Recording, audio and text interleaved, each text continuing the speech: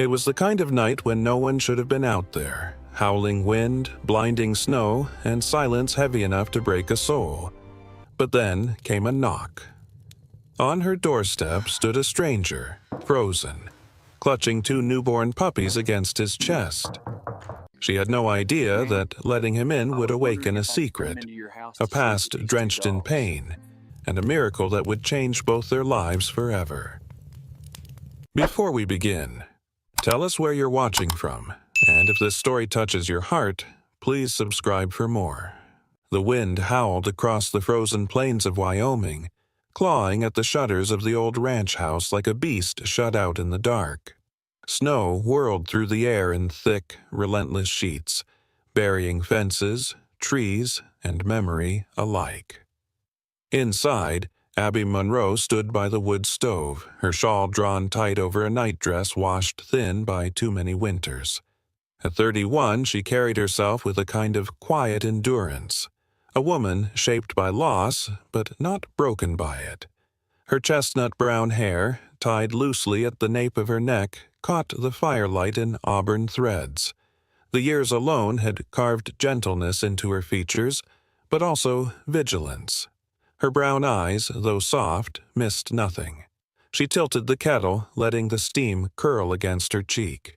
She had not meant to be awake this late, but the night had that held-breath feeling she'd learned to trust. Something in the air felt waiting. Then it came. 3 hard knocks. Not a polite tap, but the urgent pounding of someone who had run out of choices. Abby froze, her hand hovering over the kettle, her heart climbing fast into her throat. No one came this far after dark. The nearest neighbor was 5 miles north, and even he didn't ride in storms like this. She whispered to no one. No one rides after dark. The words trembling into the emptiness of the house. Habit moved her body before her mind could catch up. She reached behind the coats, pulling out the shotgun that had belonged to her father, a man who had taught her that mercy was a luxury and preparedness a rule. Her father had died 2 winters ago. Her mother, too tired to go on, had followed him soon after. Silence had become Abby's company. Silence and the rhythm of survival. The knocking came again, louder this time, rattling the latch. "Ma'am," a voice broke through the wind, rough and ragged. "Don't mean no harm. Just need a warm place. They won't make it." The plural snagged in her mind. They. She hesitated, then slid the bolt and eased the door open a hand's width. The storm shouldered its way inside, fog and snow spilling across the threshold. Out of the white, a figure took shape, a tall man, broad-shouldered under a military parka rimmed in ice, snow caked into his beard. His hair was short, dark brown, his jaw marked by faint old scars, his eyes a steel gray too calm for panic, the kind of calm that came from long exposure to danger. He held something close against his chest, a wool blanket, rough and wet from the storm. "Please," he said, his voice low, stripped raw by wind. "They're freezing." Abby tilted the lantern toward him, the light catching on the shapes inside the bundle. 2 tiny German Shepherd puppies, no more than a few days old, their fur damp and trembling. One black and tan, one golden cream. They whimpered faintly, noses pressed together for warmth. Her heart clenched. Abby's voice was steady when she spoke. "The barn's out back. Dry straw in the corner. It'll hold. Through the night." The man nodded without argument, gratitude flashing briefly across his face. "Thank you, ma'am," he said, his breath fogging in the cold. "We'll be gone by dawn." She watched as he trudged back into the storm, the lantern light following him only a few feet before being swallowed whole by the snow. The door shut and the quiet returned, heavy, uneasy, wrong. Hours passed, or maybe minutes. Abby sat at the kitchen table, the chipped mug warming her palms. She had lived through 2 winters alone since her father died, counting feed sacks and fence staples like prayer beads. The quiet had once felt like safety, then like penance, and now, tonight, it felt like waiting. Outside, the storm raged, and beneath it, something small cried.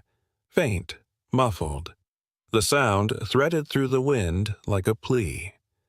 Abby stood abruptly, setting the mug down so hard it clinked against the wood. She grabbed her lantern, pulled on her boots, and stepped into the blizzard. The cold hit like a slap, wind tearing at her shawl. Snow reached her knees by the time she reached the barn. The door creaked open to reveal a dim circle of light. The man sat against the far wall, his parka pulled tight around the two pups, rocking slightly to keep them warm. His breath came in shallow clouds, his lips pale from the cold, yet his hands never stopped cradling the tiny bodies. When he looked up, surprise flickered in his eyes, not fear, but something like apology. Abby took a step closer. "Give them here," she said quietly. He hesitated. "They'll make it till morning, ma'am," he murmured. "Not if you freeze first." Her voice cut through the wind, calm but firm. She extended her arms. He studied her face for a moment, then surrendered the bundle carefully into her hands as though passing off something sacred. The pups stirred weakly, one letting out a faint sigh. Abby turned and nodded toward the house. "Come on." The warmth hit them as soon as they stepped inside. She set the puppies on a folded quilt near the fire and began rubbing their small bodies dry with a towel. The man stood awkwardly by the door, dripping snow onto the floorboards. Up close, he looked exhausted beyond measure. His parka was torn at one sleeve, his boots cracked at the seams, and beneath the grime of travel there was the unmistakable bearing of a soldier. Straight spine, quiet discipline, and eyes that had seen too much. "Sit," she said finally, without looking at him. "You'll melt the floor if you don't." He obeyed silently, sinking onto the rug near the fire. For a moment, they both watched the flames climb. The puppies, now dry and wrapped in a wool blanket, nestled against each other and began to breathe easier. The man exhaled, long and slow, his shoulders dropping. "Name's Ethan Cole," he said, voice low. "Used to be Navy." Abby glanced at him briefly, reading the fatigue in his face. "Used to be," she echoed softly. He gave a small nod, as if that explained everything. They spoke no more after that. The fire filled the silence, crackling softly as snow whispered against the window. Abby sat at the table again, watching the man and the two tiny lives sleeping beside him. For years, the house had known only her footsteps, her breathing, her solitude. Now it held something else, a presence, a heartbeat not her own. As she watched Ethan drift into uneasy sleep, one hand still resting protectively on the blanket, Abby realized that for the first time in a long time, she did not feel entirely alone. The morning broke pale and soundless, the world outside buried beneath a clean white hush. The snow on the roof sagged in heavy ridges, the sky a colorless blur of light. Abby Monroe stood at the stove again, sleeves rolled up, the shawl traded for a thick flannel shirt. The kettle whistled softly, and the faint smell of coffee rose through the room. The events of the night lingered around her like smoke, half disbelief, half awareness that her house no longer felt quite as empty. She heard boots on the porch before she saw him. The steps were steady, rhythmic, deliberate. Ethan Cole had been awake long before sunrise. When she opened the door, he was already clearing the steps, pushing the packed snow aside with an old shovel he'd found by the shed. He wore his parka open despite the cold, sleeves rolled up, steam rising from his breath. The gray morning light caught on the short, dark beard that shadowed his jaw. His movements were controlled, efficient. Someone long accustomed to starting before the world stirred. When he noticed her, he gave a brief nod, polite but distant. I figured you didn't need the porch frozen shut. His voice was hoarse, lower now, stripped of the edge it had carried in the storm. Abby studied him for a moment. He had a soldier's posture, straight-backed even when tired, every gesture pared down to purpose. His eyes looked clearer than the night before, though the weariness hadn't left them. There was something about him that didn't fit with the ruin of a drifter. A man like this had once belonged to order, to precision, to command. She stepped aside so he could come in. The smell of coffee and wood smoke greeted him. The two small pups slept by the fire on a folded quilt, their fur dry and glinting gold in the new light. One stirred, giving a faint yawn that sounded more like a squeak. Ethan crouched beside them, the lines of his face softening in a way Abby hadn't seen in anyone for a long time. "They'll make it," he said quietly. "I thought they wouldn't, but they're fighters." "You fed them right," Abby answered. "Warm milk, small sips. I did the same for a calf last spring. He lived." Ethan nodded, as if cataloging the information like an instruction he might need later. He reached out, letting one tiny paw rest against his finger. The pup's nails caught faintly on his skin and his eyes dimmed with memory. He said nothing more, but Abby saw in his posture the heaviness of someone who'd lost more than he cared to count. She set a mug in front of him and said, "You look like a man who could use this." He gave a quiet, dry laugh. "I've had worse mornings." He drank, then rose, scanning the small cabin with an almost tactical eye. "You keep it neat," he said. "My father built it this way," Abby replied. "He liked things squared and fixed before the snow came. He said chaos doesn't belong indoors." Her voice caught slightly on the last word, and she busied herself at the stove before he could notice. Ethan did notice, but he didn't ask. He was a man who recognized wounds by shape, not by confession. After breakfast, he insisted on working. Abby tried to protest, but he had already found the axe near the back porch.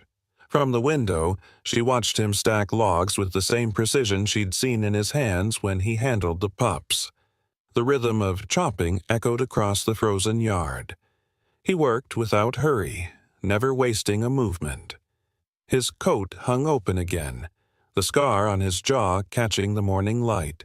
She wondered how long he had been drifting, how many storms like this one he had outlasted. By noon, he had split enough wood for a week. When he came inside, his beard was dusted white and his cheeks flushed red from cold. He poured himself a tin cup of water and stood near the fire, rubbing his hands together. The pups stirred at the warmth and scrambled toward him clumsily, their tails wagging for the first time. He smiled, an expression that transformed his face entirely, softening the stern angles and revealing something unguarded beneath. "Guess we should name them before they start thinking we don't care," he said. Abby hesitated. It had been years since she'd named anything that could die. "Shadow," she said finally, pointing to the darker one. "He's quiet but steady. Scout for the other, he's the curious one." Ethan repeated the names, rolling them around like they meant more than just labels. "Shadow and Scout," he murmured, nodding. "They'll do." The next day blurred into the one after. Ethan asked to stay until the road cleared. Abby agreed, telling herself it was only fair. He'd help with repairs in exchange for warmth and food. He moved into the small storage room near the barn, fixing the door hinge before the first night fell. By the second morning, the sound of boots and tools had become part of the house's rhythm. He patched the hole in the barn roof where snow leaked in, replaced a broken rail along the corral, and repaired the pump handle she'd learned to live without. Abby caught herself listening for him during the day, the scrape of a saw, the crunch of snow, the deep timbre of his voice when he spoke softly to the dogs. The pups thrived under his care. They followed him everywhere, tumbling clumsily through the snowdrifts, their fur thicker now, their bellies full. Scout was braver, the first to dart toward movement, while Shadow preferred to linger close, eyes always on Ethan's boots. When the sun dropped, he would carry them both inside, tucking them near the fire. Abby often watched from the table, pretending to read while noting the quiet gentleness of his hands. In those days, something changed in the air of the house. The silence that once settled heavy now moved lighter, like breath after holding too long. The kitchen smelled of coffee in the mornings, the faint tang of oil and leather in the evenings when Ethan came in from the barn. Abby spoke more than she used to, not much but enough to surprise herself. She told him about the ranch, how her father used to whistle to the horses and how her mother made quilts from worn work shirts. Ethan listened, leaning against the doorway, his arms crossed, face unreadable but attentive. When he spoke, it was rarely about himself. She knew only fragments, that he had served 15 years in the Navy, that he'd lost men under his command, that the sound of helicopters still woke him sometimes. His words were few, but they carried weight. On the 5th day, a faint sun appeared behind the clouds. The storm had passed, leaving the land glazed in hard silver. Ethan stood by the fence with Shadow and Scout circling his boots, both of them yipping with pride. Abby walked up beside him, hands deep in her coat pockets. The mountains loomed sharp against the horizon, clean and merciless. "It'll thaw soon," she said. "That road might open by next week." Ethan nodded, but he didn't look away from the fields. "Maybe," he said. The tone was quiet, uncertain, like a man who no longer believed the road led to anything better. That night, Abby set an extra place at the table without thinking. When Ethan sat down, he noticed but said nothing. They ate in the soft clatter of forks and the crack of firewood. Shadow and Scout lay near their boots, dreaming in small twitches. After dinner, Ethan repaired the window latch, then stood by the fire, rubbing his shoulder absently. She asked if it hurt. He smiled faintly, eyes still on the flame. "Cold gets into the bone," he said. "That's all." But she knew it wasn't just the cold. Before bed, Abby stepped outside. The moon had come back, sharp and silver over the snow. The world looked clean again, as if nothing bad had ever happened. Through the window, she saw Ethan lying on the rug near the fire, the dogs curled close. His breathing was deep and even, his hand resting lightly on the smaller pup's back. For the first time in years, the house looked like home. She turned back to the stars and whispered to the night, half prayer, half realization. Sometimes, warmth comes disguised as trouble. By the second week of Ethan's stay, the snow began to melt in thin ribbons along the road, revealing the dark soil beneath. The air still bit cold, but sunlight broke through the gray in hesitant shards. Life around the Monroe Ranch settled into a rhythm. Ethan splitting logs or mending fences, Abby tending to the animals, the pups, Shadow and Scout, trailing between them like small, living shadows of warmth. In the stillness of their work, something wordless had begun to grow, something that neither spoke of but both felt like a fragile thaw beneath the frost. Yet peace, Abby knew, was never a thing that lasted long in cold spring. The town sat 15 miles east, a scattering of wooden storefronts and fading paint along a single frozen street. It was the kind of place where everyone knew who owned which horse, and where every stranger's name turned into a story before sunset. By Thursday, a new one had begun to circle through the barber shop and general store. The tale of the widow Monroe, who had taken in a drifter, a soldier, a man who used to kill for a living. Some said she'd gone soft from loneliness, others whispered darker theories, the sort that bloom when gossip meets winter boredom. At noon that day, a wagon creaked up the snowy lane toward Abby's ranch. The driver was Ethel Sanderson, Abby's nearest neighbor and oldest friend, though nearest still meant 5 miles of frozen ground. Ethel was in her 60s, small-boned but sturdy, wrapped in layers of brown wool and a green knit scarf. Her face was lined not with vanity's fear, but with years of wind and worry. She had pale blue eyes, sharp as morning frost, and a mouth that never quite decided between frown and smile.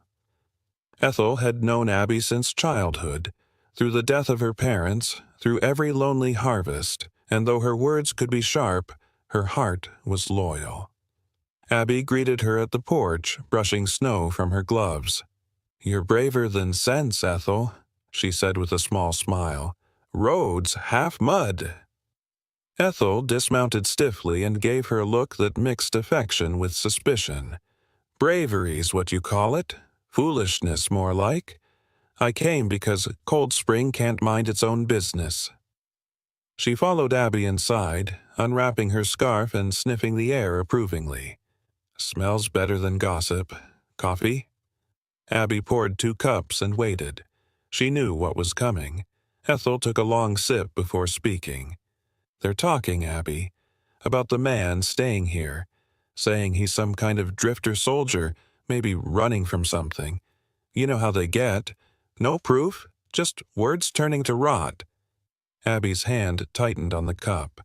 "Ethan's not what they say. He's done more work in 2 weeks than half the men in town do in a month. He's decent." Ethel's eyes softened. "I believe you, dear, but folks won't. They don't like what they don't understand. And a woman alone with a man like that? Well, you know how it sounds." Abby gave a humorless laugh. "Let them talk. They've been talking about me since the funeral. This is nothing new." Outside, Ethan's steady rhythm of hammering echoed from the barn. The pups barked faintly, a higher counterpoint to his work. Ethel looked toward the sound and then back at Abby. "He stays quiet," she said, almost to herself. "Looks like a man who carries ghosts." Abby nodded. "He's been through things. Doesn't talk about it. But he's kind. The dogs love him. So do the horses." Ethel sighed, pulling her shawl tighter. "Kindness can be its own danger if you start to need it." They spent the afternoon together, Ethel fussing over the dogs and pretending not to be charmed by them. Before she left, she touched Abby's arm. "You're still young enough to start again, dear. Just don't let a man's troubles become your own." Abby smiled faintly. "I'll keep that in mind." After Ethel's wagon vanished into the white road, Abby stood on the porch watching the trail disappear. The words lingered, heavier than she wanted to admit. Inside, the kettle whistled and the hammering stopped. She turned to see Ethan at the edge of the yard, sleeves rolled up, his breath a pale cloud in the crisp air. He had built a new pen for the calves, lines straight as a ruler. Shadow sat at his feet, while Scout wrestled a stray glove in the snow. "You've been busy," she said when he came in, stamping snow from his boots. "Kept my hands warm," he replied, taking off his gloves. "Saw your friend leave?" "Ethel, she worries more than the weather." "She means well," he said quietly. Then, after a pause, "People talking?" Abby met his eyes. "It's a small town." He nodded once. "Small towns remember what the war made them forget." That night, while Ethan read by the fire, an old ranch manual he'd found on the shelf, Abby sat sewing a patch on his sleeve. The dogs lay between them, curled in shared heat. The silence was not awkward now, but companionable. Still, she couldn't shake the unease that had crept in since Ethel's visit. Ethan must have felt it too because he said, without looking up, "You can tell me to go when you want. I won't take it wrong." Abby looked up sharply. "I didn't say that." "No, but it's in the air. It's fine. I've heard worse than whispers." "I don't care what they say," she replied, the words firmer than she expected. "This ranch needed a man who knows how to work. I needed help, that's all." He nodded, a flicker of something unreadable in his eyes. Respect, maybe, or gratitude too heavy to name. "Then I'll stay until you say otherwise." Days passed, and the whispers grew louder. At the general store, two men leaned over the counter spitting tobacco and muttering that the Monroe girl had finally gone and lost her sense. Among them was Clyde Hardin, Abby's cousin on her mother's side. He was a thick-set man in his early 40s with a weather-beaten face and restless eyes that always searched for advantage. His brother Virgil was thinner, sharper, and meaner, a man with slick black hair, a neat mustache, and a tongue that could turn a truth inside out. They had long coveted the Monroe Ranch ever since Abby's father's will left it to her alone. The document had a clause, unused, forgotten, that allowed the estate to be reconsidered if Abby married or was found unfit to maintain stewardship. It was a lawyer's phrase, but to Virgil it sounded like opportunity. Virgil leaned on the counter, voice low but oily. "You hear, she's got a soldier living out there now? Folks say he's trouble. Wouldn't take much to prove she's not fit to run that place alone. Cold Springs got laws for that." Clyde frowned. "You sure you want to start that kind of talk?" Virgil grinned, thin and cold. "Talk's already started.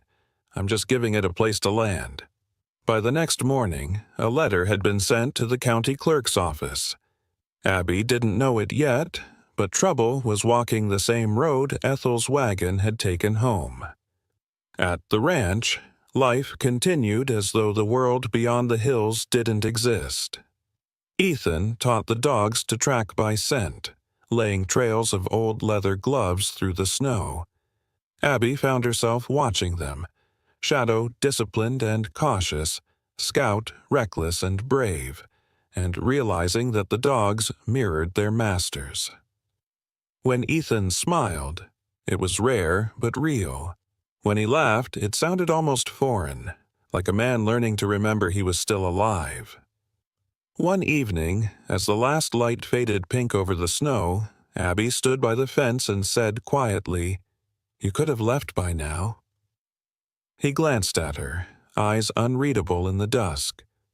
"Could have," he said, "but leaving's never done me much good." Abby looked out across the field where the dogs chased each other through the drifts. "Then stay until you find something that does." Neither spoke after that. The cold settled in around them, but between the two figures standing in the fading light, the warmth held. The snow came down thick and slow, a soft white curtain that hushed the sound of everything living. By noon, the world was a quiet monochrome, and the Monroe Ranch seemed to float inside it like an island of smoke and wood. Abby stood by the window, her fingers resting against the frost-fogged glass, watching Ethan work in the yard. He was shoveling the path again, coat collar turned high, breath curling into the air like steam from a train. Shadow and Scout darted between his boots, barking at the shovel each time it struck snow. They were bigger now, their fur fluffing against the cold, tails wagging with the stubborn joy that even winter couldn't freeze. The rhythm of his work had become part of her life, the kind of sound that told her she wasn't alone anymore. But that day, something off-key waited beyond the snow. By mid-afternoon, the crunch of wagon wheels broke through the hush. Abby's chest tightened before she even saw them.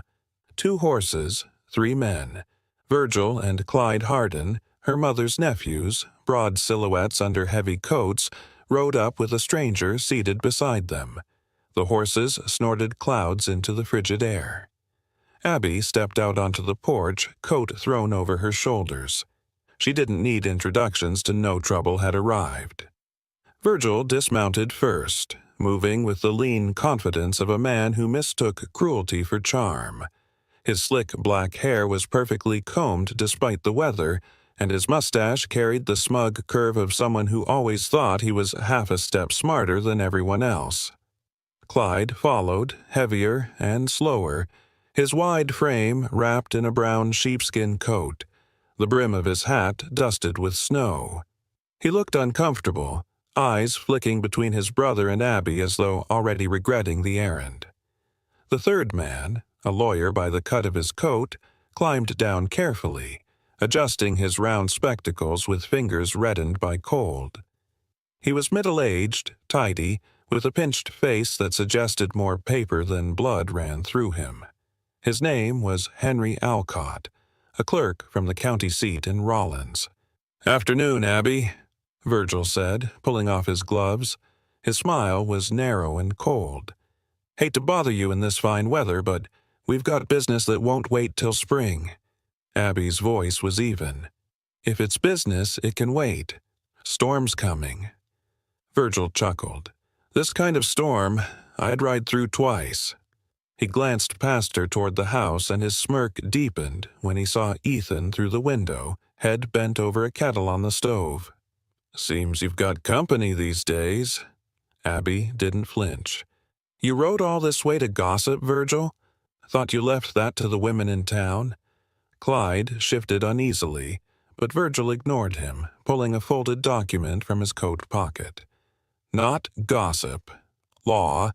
This here's Father Monroe's will, the original copy, not the one your lawyer refiled after the estate settled. According to this, you're right. To keep this land depends on your ability to maintain it properly. And," he drawled, letting the word hang, "if you're found unfit or unmarried, management can revert to family trusteeship, which would be us." Abby's stomach turned to ice. "You can't be serious." "That's what the paper says." He handed it to Alcott, who stepped forward and cleared his throat. "Mrs. Monroe, the clause exists, and it's legally binding. Unless renewed or challenged in court, it stands." Ethan's voice came from behind her. "You should leave." The calm in his tone carried a quiet steel. He stood in the doorway, snow melting on his coat, his shoulders squared. His presence filled the space behind Abby like a wall built of silence and warning. Virgil looked him over, the kind of glance men give when measuring the threat in another's spine. "And you are?" "Ethan Cole," he said simply. Virgil smirked. "Ah, the soldier. Folks in town say you've made yourself at home here. That true?" Ethan's eyes didn't waver. "I fix what's broken, that's all." Virgil's grin widened, mean and gleaming. "Well, if fixing's what you're good at, you might start with the paperwork. Seems the lady's in need of a man's signature to keep her land. Maybe that's what she brought you here for." Before Abby could speak, Ethan stepped forward. "You'll keep her name out of your mouth." His voice didn't rise, but even the horses shifted at the change in the air. For a heartbeat, the only sound was the wind whispering between them. Clyde cleared his throat, trying to break the tension. "We didn't come for a fight, Cole. Just the law." "Then you've had your say," Ethan replied. "Now leave before the weather turns worse." Virgil smoothed his coat, the smirk flickering. "You've got a week, Abby. We'll be back then, and either that clause is settled, or the county takes notice. Would be ashamed to see the Monroe place go to ruin." He tipped his hat mockingly, then turned to mount his horse. "Enjoy your soldier." The three men rode off, their wheels carving hard lines through the white field until they vanished in the snow. Abby stood frozen on the porch, the paper clutched in her hands. Her breath came quick, white clouds dissolving into the gray air. Ethan stepped beside her but didn't speak. She could feel his warmth through the coat, steady and grounded. After a moment she said, "They can't take it. My father left this to me. I've kept it going. I've paid every tax." "They'll use what they can," Ethan said. "Doesn't matter what's fair, only what's written." Abby swallowed hard. "I won't let them have it." "I know." He looked out across the field where the wind swept over the snow. "Then we fight the way we can."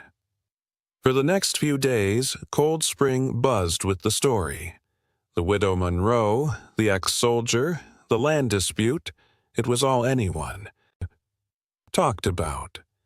The general store clerk told it one way, the postman another. By the end of the week, half the town thought Abby was being evicted, the other half that she was planning to marry Ethan to keep the ranch. Neither spoke to defend themselves. The truth was smaller, quieter, carried in the way Ethan worked harder each day, mending fences before dawn, and the way Abby brought him coffee without asking. The bond between them deepened, unspoken but solid. Some nights after chores they sat by the fire, the dogs curled between their boots. Ethan would oil the old rifle or mend a strap while Abby mended shirts. They didn't fill the silence. They just let it be. Sometimes she'd glance up and find his eyes already on her, steady, unflinching. Once, when the pups clambered into her lap, she laughed, a sound she hadn't heard from herself in years. Ethan smiled then, small but genuine, and something fragile passed between them that neither could name. On the 7th night, the wind rose again, shaking the shutters. Abby stood by the window, watching flakes drift against the glass. Ethan was at the table, writing something in a small, worn notebook he carried. The dogs slept near the fire. When he noticed her watching, he closed the book quietly. "I've been thinking," he said. "If this land's what keeps you here, you shouldn't have to lose it because of someone else's greed." She turned, heart quickening. "What are you saying?" He met her gaze. "There's a way to stop them. You said the clause was about being unfit or unmarried. If marriage settles it—" "Ethan," she cut in, her voice soft but sharp, "you don't have to say that." "I'm not saying it because I have to," he said. "I'm saying it because I want to." For a moment, the house was still. The fire cracked, the dogs stirred, and outside, the snow tapped against the window pane like soft knuckles. Abby searched his face. The calm steadiness, the faint shadow of sorrow that never quite left him, and found no trace of pity there, only sincerity. She didn't answer. She didn't need to. Her eyes met his, and in that quiet, something wordless was said, something binding and real. Ethan nodded once as if hearing her silence, and turned back to the fire.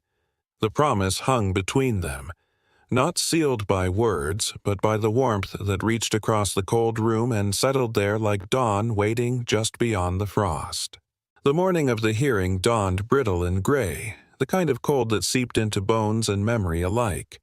Frost spidered across the windows, and every step on the wooden porch cracked like breaking glass. Abby Monroe stood by the stove in her best dress, dark wool, simple, pressed flat the night before, and buttoned the last clasp with hands steadier than she felt. Her hair, usually tied back loose, was coiled into a neat bun at the nape of her neck.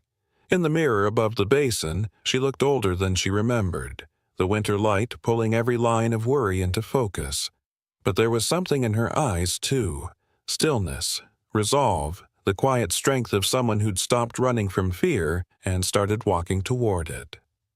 Ethan Cole waited outside, already dressed in a clean flannel shirt and the same brown coat he had worn since the night they met.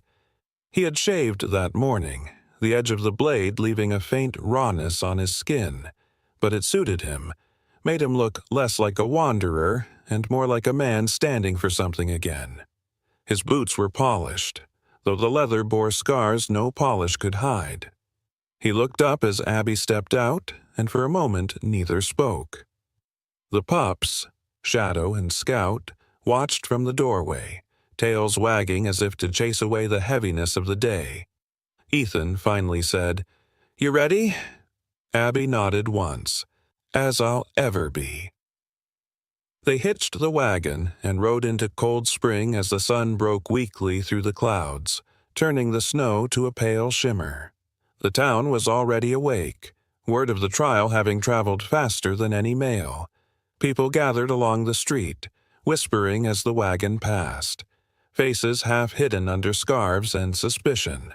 Some nodded in quiet support. Others turned away. Cold Spring had always been a place where people loved a story more than the truth. The courthouse was a modest brick building, squat and square against the horizon. Inside, it smelled of dust, ink, and old wood polish. The judge, Samuel Carter, sat at the bench, a broad man in his 50s with iron-gray hair and a face weathered from years on the plains. Carter was known for his fairness, but also for his impatience with nonsense. His eyes, pale and sharp, moved between the two sides of the room. At one table sat Virgil and Clyde Hardin, dressed as if virtue could be bought with starch and black wool. Between them, Henry Alcott shuffled papers, his thin fingers twitching like cold spiders. On the other side, Abby stood beside Ethan, her chin lifted. Behind them, a few townsfolk filled the benches, Ethel Sanderson among them, wrapped in her green scarf, her lips pressed tight as if she could hold her breath long enough to will the outcome her way. The bailiff called for order, and the proceedings began. Henry Alcott rose first, his voice dry and reedy. "Your Honor, we come before the court to address the matter of the Monroe estate, specifically the clause in Mr. Monroe's original will, stipulating that continued ownership requires the heir to demonstrate competent stewardship or be subject to family trusteeship." He gestured toward Abby with a measured politeness that felt more insult than respect. "We contend that Miss Monroe has failed in this regard, and that the property, by right, should revert to the Hardin family." Virgil leaned back with a smirk as if victory were already seated beside him. Abby's pulse pounded in her ears, but her voice, when it came, was clear. "Your Honor, I've kept the ranch running through 3 winters alone. The books are here." She placed the ledgers on the table, well worn, the ink steady, every number an act of defiance. Feed bought, livestock counted, taxes paid. You'll find no debt, no neglect. Judge Carter flipped through the pages, his brow furrowing. "Seems in order," he murmured. "What evidence do you have to the contrary, Mr. Alcott?" The lawyer hesitated. "Only that the property has been misused for purposes beyond its intent." "And what purpose is that?" He cleared his throat. "Sheltering unrelated individuals without contract, specifically a man residing on the property." Ethan felt every gaze in the room turn toward him, the air tightening like a rope. He rose slowly, his height filling the space between words. "That man would be me, Your Honor," he said, voice even. "My name is Ethan Cole. I'm a former Navy SEAL. I came here during the storm that near took my life, and 2 others." He nodded toward Shadow and Scout, who slept in a basket by the bench, oblivious to the gravity of the moment. "I stayed because there was work that needed doing. The fences were falling. The barn roof was near gone, and she—" He paused, glancing at Abby. "She was doing the work of 3 men by herself. I didn't stay for charity. I stayed because it was a place worth keeping alive." Virgil snorted. "A touching speech, soldier. You fixing barns doesn't make her fit to own land." Ethan met his gaze. "No, but it proves she's not alone in keeping it standing. And that's more than I can say for men who tear down what others build." The judge lifted a hand. "That's enough." He studied Ethan for a long moment, something like recognition flickering in his expression. "You served?" "Yes, sir. 15 years. "Then you know discipline. You know truth isn't always what's written on paper." Carter turned back to Abby. "Miss Monroe, is this man employed by you?" "No, Your Honor," Abby said. "He works beside me. There's a difference." A faint murmur rippled through the courtroom. Ethel dabbed at her eyes with a handkerchief. Clyde shifted uneasily in his chair, but Virgil leaned forward, his voice sharp as sleet. "So, you admit it. He's living here without agreement, doing work without pay. That's irregular at best, unlawful at worst." Abby's composure didn't waver. "What's unlawful about kindness?" Virgil laughed. "Call it what you want, Abby. Everyone in town calls it what it is." Ethan's hand tightened at his side, but Abby touched his arm lightly, a small, steadying gesture that spoke louder than anger. She faced the judge again. "This land is all I have. My parents built it from nothing. My father used to say, As long as someone still cares for the soil, it belongs to them. I care for it, Your Honor, every day. Through drought, through storm, through talk. You've seen the records, you've heard the work. That's all I can give. The room fell still. Even the wind outside seemed to pause at the window. Judge Carter leaned back in his chair, hands steepled under his chin. After a long silence, he said quietly, "You've given enough." He struck the gavel once. The court finds Miss Monroe competent and lawful owner of the Monroe Ranch. The clause is satisfied. Case dismissed. The words echoed like a door opening after a long winter. Abby exhaled for the first time in what felt like hours. Ethel clapped softly, tears slipping down her cheeks. Clyde slumped in defeat, while Virgil's smirk curdled into something uglier, the kind of anger that festers in men who've lost control. He gathered his papers without looking at anyone, his boots thudding as he left. Ethan turned to Abby, his voice low. "It's over." She looked up at him, her eyes bright with something halfway between relief and disbelief. "For now," she said, "but I think we just won more than a case." Outside, snowflakes drifted from a sky washed pale blue. The air smelled of pine and cold metal, but the chill no longer bit. Ethan stood beside her on the courthouse steps, his hand brushing hers, not by accident, but by quiet intent. She didn't pull away. For the first time since her father's death, Abby Monroe felt not just like the owner of land, but of her own life. And Ethan Cole, the soldier who'd forgotten how to belong, realized that somewhere between fences and firelight he had found something worth standing for again. The victory at the courthouse had carried home like the first thaw of spring, quiet and fragile. For a few short days, the Monroe Ranch was filled with something close to peace. The snow softened around the fence posts, the sun found the courage to linger longer, and the sound of hammers and barking replaced whispers. Ethan repaired what the storm had ruined. Abby returned to her chores, and the pups, Shadow and Scout, grew restless with the promise of warmer air. Yet even peace has its predators. Some debts do not sleep through winter. It began the way trouble always does, slowly, with the wind turning sharp and wrong. The evening had fallen calm, the sky a bruise-colored dusk. Abby was finishing supper, the scent of cornbread and coffee mixing with pine smoke, while Ethan oiled the old rifle by the fire. His movements were deliberate, quiet. It wasn't a habit of paranoia, it was discipline, the kind that never left a man trained to expect the worst. He had learned to listen differently than most, to the rhythm of the night, to what didn't belong. Tonight, something didn't. He stood, head tilted slightly, every line of his body gone still. "Hear that?" he said. Abby paused, spoon midair. "Wind," she answered. He shook his head. "Engines." A second later, the sound came clear, a low growl cutting through the cold. Then headlights, 3 sets, crawling along the ridge, yellow beams fractured by snow and fog. Old trucks, heavy and unhurried, the kind that carried men who didn't rush unless they wanted to make someone else late. Abby's stomach turned to ice. Ethan set the rifle down beside the door, his jaw tightening. He recognized that sound in a way she couldn't. When the trucks stopped at the gate, the wind carried voices, male, coarse, too loud for conversation. The slam of doors followed.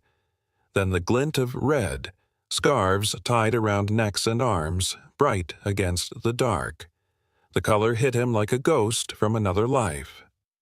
Red scarves, a mark once worn by a small mercenary outfit overseas, men who had turned on their own for money. Ethan's throat went dry. He had buried that memory years ago under sand and silence. One of those men, Lucas Grant, had been the one who sold out his unit, who left him bleeding in dust and fire. The sight of those scarves felt like seeing the past crawl out of the grave. Abby came to his side. "Who are they?" "People who shouldn't be here," Ethan said. His voice was low, steady, but his hand closed around the rifle stock. "Stay inside. Lock the back door." "I'm not leaving you," she said. He met her eyes for a heartbeat, the soldier's mask slipping just enough to show fear, not for himself, but for her. "Then stay behind me." The men moved closer, their boots crunching on frozen ground. There were 4 of them, rough-faced and weathered. One was tall and broad, with a crooked nose and a long leather coat that brushed the snow. Marcus Vane, a drifter, known in nearby counties for smuggling and the kind of violence that didn't ask for reasons. His dark hair hung to his collar, streaked with gray, and a scar cut across his cheek like a lightning bolt. He was the kind of man who smiled only when trouble was certain. The others were smaller, meaner, faces drawn and hollow, smelling of whiskey and cold metal. Vane raised a hand. "Evenin', Monroe," he said with mock politeness. His voice was low and slow, soaked in tobacco. "We heard you got yourself a hero up here. Navy man, right? Thought we'd stop by and pay our respects." His grin spread, showing a missing tooth. "See, our friend Ethan here owes us a little something from his past. Thought we'd come collect." Abby's grip tightened on the edge of the door. "You've made a mistake," she said. "There's nothing for you here." Vane's eyes flicked toward her, lazy and cruel. "There's always something, lady. Ain't that right, Cole?" Ethan stepped onto the porch, the rifle in his hands now. "You boys rode a long way for a mistake. Turn around and keep riding." Vane laughed, and the sound rolled out across the snow like a bad omen. "Oh, we're just here to talk. Maybe take a look around. Maybe light a fire or two to keep warm." That last word was a signal. One of the men by the truck tossed something, a bottle with a rag stuffed in the neck, fire trailing like a comet. It shattered against the barn door, and flames leapt upward in an instant. The dry wood caught fast, orange and roaring. The pups barked wildly from inside, their cries slicing through the chaos. Abby screamed their names and bolted, but Ethan caught her wrist. "No," he barked. "You'll burn." "Then we both go," she shot back, eyes blazing, and before he could stop her, she tore free and ran into the smoke. Ethan cursed under his breath and followed. Inside the barn, the heat hit like a fist. The air was thick with smoke, hay crackling underfoot. He found the pups huddled near the trough, whimpering. Abby was already there, coughing, wrapping them in a blanket. Flames climbed the walls like living things. Ethan grabbed a bucket, dousing the doorway, his lungs burning. They stumbled out into the cold just as the roof began to cave. Outside, the fire threw monstrous light across the snow, painting everything in shades of hell. The men moved closer, silhouettes against the blaze. Ethan dropped the bucket and raised his rifle. His voice cut through the wind. "Leave now, or I'll make you," Vane sneered. "Still the soldier. Still thinking you can save what's left." He drew a pistol from under his coat. "Only thing left to save is yourself." The next seconds blurred into movement. Soundless, instinctive. Ethan fired first, the crack splitting the night. One of the men fell. The others scattered behind the trucks, firing back. Abby ducked behind the water trough, clutching the pups, the air around her alive, with the hiss of bullets and the roar of burning wood. Ethan moved like the man he had once been, swift, precise, his body remembering every drill, every kill. He rolled, fired, moved again. One man lunged from the side, and Ethan met him halfway, the rifle butt cracking against bone. The man dropped, groaning, into the snow. Vane fired twice more, the muzzle flashes lighting his face in grotesque bursts. Then a shout came from the road, Sheriff Thorne's voice deep and commanding. "Drop your weapons!" Red and blue lights cut through the smoke. The sheriff and 2 deputies charged forward, rifles raised. Thorne was a large man in his early 50s, broad-shouldered and thick-bearded, his badge glinting in the firelight. His gray eyes missed nothing. He'd seen enough winters to know that sometimes law arrived just after the worst of it. His men spread out, and the fight died in the glare of their lanterns. The attackers dropped their weapons reluctantly, hands raised, curses spilling into the cold. Thorne's gaze swept from Ethan to Abby to the burning barn. "Hell of a night," he muttered, before barking orders to his deputies. The flames were nearly out now, reduced to black smoke curling into the dawn. Ethan stood breathing hard, the rifle slack in his hands. Abby stepped beside him, soot streaking her cheeks, hair wild, the pups still trembling in her arms. He looked at her, at the woman who had run into fire without hesitation, and something inside him softened, unspoken but absolute. As dawn broke, the snow turned pink and gray with ash. The barn was half gone, but the rest of the ranch stood. The sheriff loaded the captured men into his truck, promising to sort out the rest in town. Vane's glare burned through the bars of the rear window, a promise of unfinished vengeance. Ethan turned back toward the house, his voice low. "You should have stayed inside." Abby met his eyes. "And let you fight alone?" He smiled faintly, shaking his head. "You're stubborn." "You knew that when you stayed," she said softly. They stood there as the smoke drifted east with the wind, the pups pressed between them, their breath steaming in the morning air. The fire was out, but something new burned quietly in its place, something neither of them would ever walk away from again.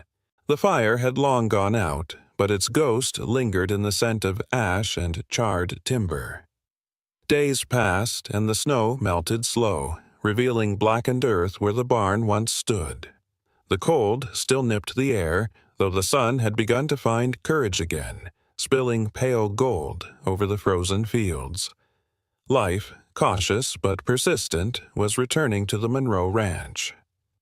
Abby stood in the yard at dawn, wrapped in her worn wool coat, her breath curling white in the chill. Beside her, Shadow and Scout bounded through the snowmelt, their coats thicker now, their paws kicking up mud where once there was frost. They were no longer the trembling pups she'd held beside the fire months ago. They were young dogs, full of strength and purpose, one steady and watchful, the other reckless and bright. When they barked, the sound carried across the open plains, chasing away the silence that had defined this place for too many winters. Ethan was already at work near the half-burned foundation, sleeves rolled up, hammer in hand. His beard had grown in again, dark and flecked with silver, a stubborn reminder of the months behind them. The lines at the corners of his eyes had softened since the night of the fire, though something in his gaze still carried the weight of a man who had seen more destruction than anyone life should bear. Yet now, when he looked at Abby, there was warmth where once there had only been discipline.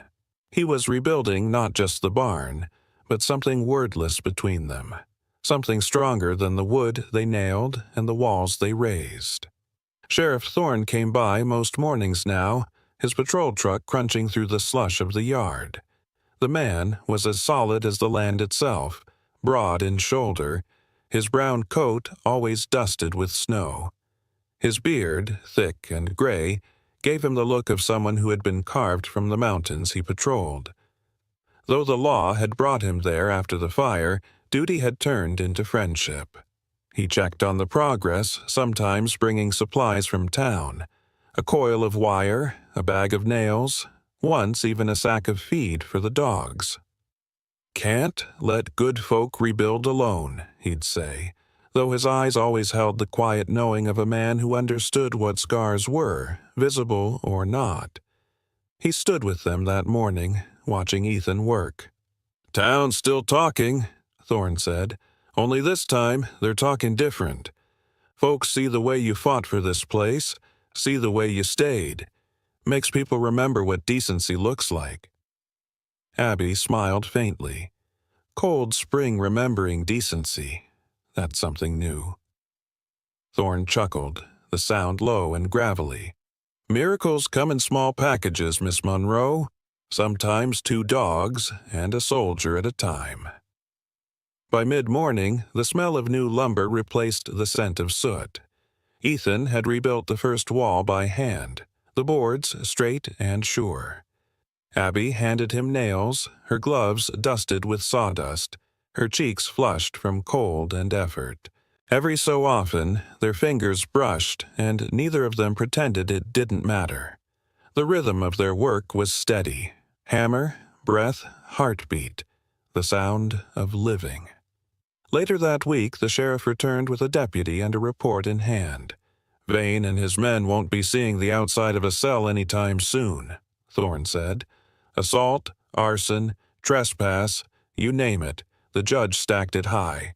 He glanced at Ethan. "Your name came up in the report. Military man, honorably discharged. There's talk you'll get a commendation for what you did." Ethan's jaw tightened.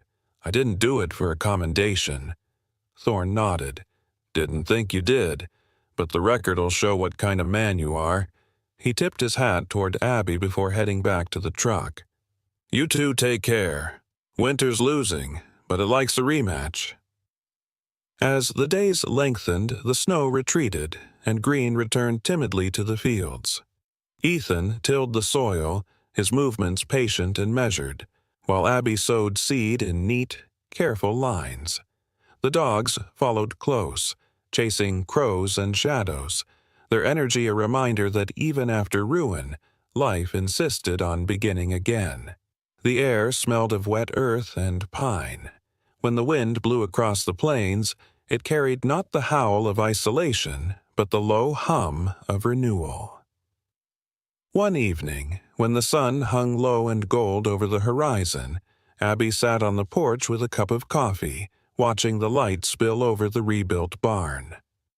The pups lay at her feet, dozing, their fur catching the last warmth of the day. Ethan joined her, wiping his hands on a rag, his shoulders tired but loose. He sat beside her, not saying anything for a long time. Silence, with him, had become a kind of language. Honest, unforced, shared. Finally, he spoke. "When I first came here, I didn't think I'd stay. Didn't think I could." Abby turned to look at him, the dying light painting his face in amber. "What changed your mind?" He hesitated, searching for words that didn't come easily. "The noise stopped," he said at last. "The things I used to hear at night, the echoes, the ghosts, they got quieter. I think this place, this life, it teaches you how to listen to peace again." Abby's throat tightened. "I know what you mean," she said softly.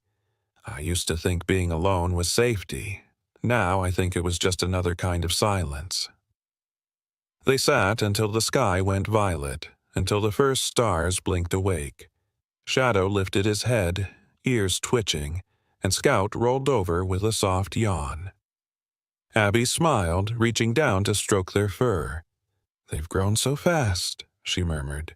Ethan nodded. "They've had reason to." Spring came in slow, deliberate breaths.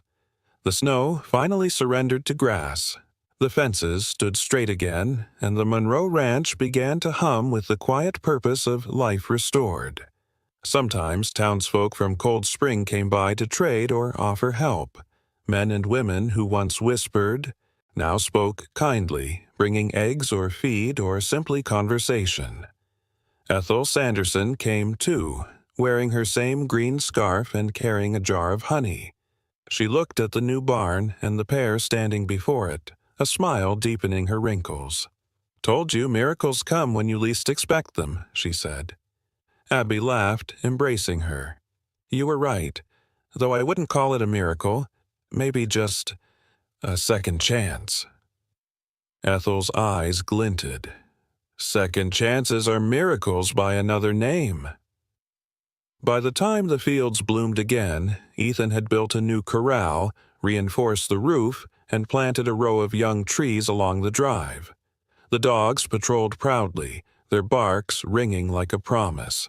At night, Abby and Ethan would sit by the fire, sometimes talking, sometimes just listening, to the crackle of flame, the rustle of wind, the soft breathing of two creatures who had come to symbolize everything they'd saved.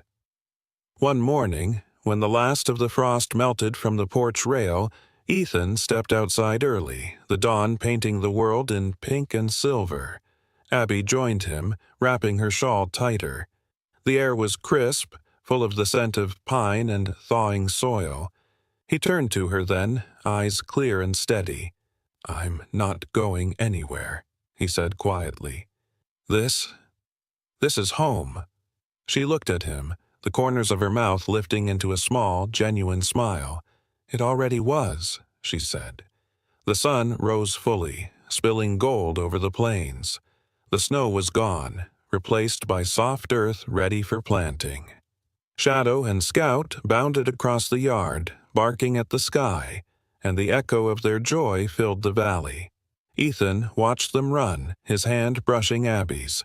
He had walked through fire and storm and silence to reach this place. Now, at last, he had found what neither battle nor exile could give him: belonging. And as the light grew and the wind carried the scent of new beginnings, Abby and Ethan stood together in the open air, the sound of life all around them, the memory of winter fading into something almost tender.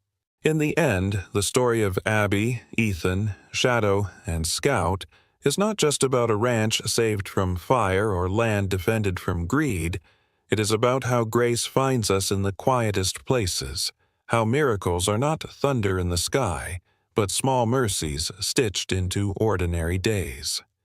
Sometimes God does not speak in words, but in warmth, returning after a long winter, in a stranger's hand that stays, in the breath of two dogs who remind us that love can be rebuilt from ashes. May this story remind you that faith is not only for churches, but for moments when you choose kindness over fear, when you keep standing even when the wind howls hardest. If it touched your heart, share it with someone who might need light in their storm. Leave a comment with your thoughts, subscribe for more stories of hope and second chances, and may God bless you and your loved ones with peace, strength, and the quiet miracles waiting in your everyday life.